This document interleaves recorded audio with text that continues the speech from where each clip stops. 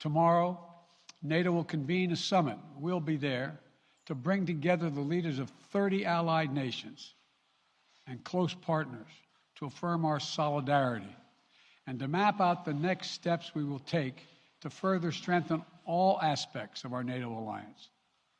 Although we provided over $650 million in defensive assistance to Ukraine just this last year, let me say it again. Our forces are not and will not be engaged in the conflict with Russia in Ukraine.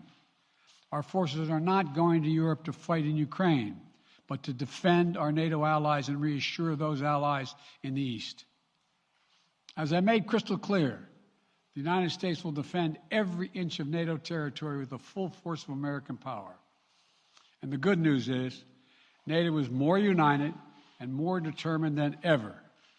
There is no doubt that the United States and every NATO ally will meet our Article 5 commitments, which says that an attack on one is an attack on all.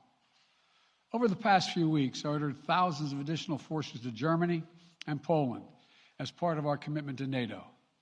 On Tuesday, in response to Russia's aggressive action, including its troop presence in Belarus and the Black Sea, I've authorized the deployment of ground and air forces already stationed in Europe to NATO's eastern flank allies, Estonia, Latvia, Lithuania, Poland, and Romania. Our allies have also been stepping up, adding the other allies, the rest of NATO, adding their own forces and capabilities to ensure collective defense.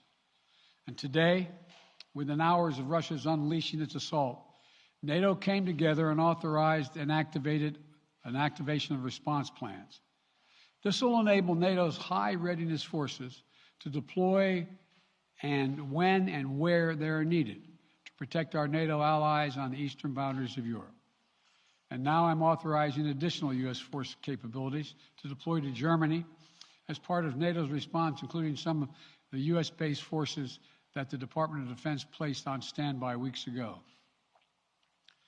I've also spoken with Defense Secretary Austin and Chairman of the Joint Chiefs, General Milley, about preparations for additional moves should they become necessary to protect our NATO allies and support the greatest military alliance in the history of the world, NATO.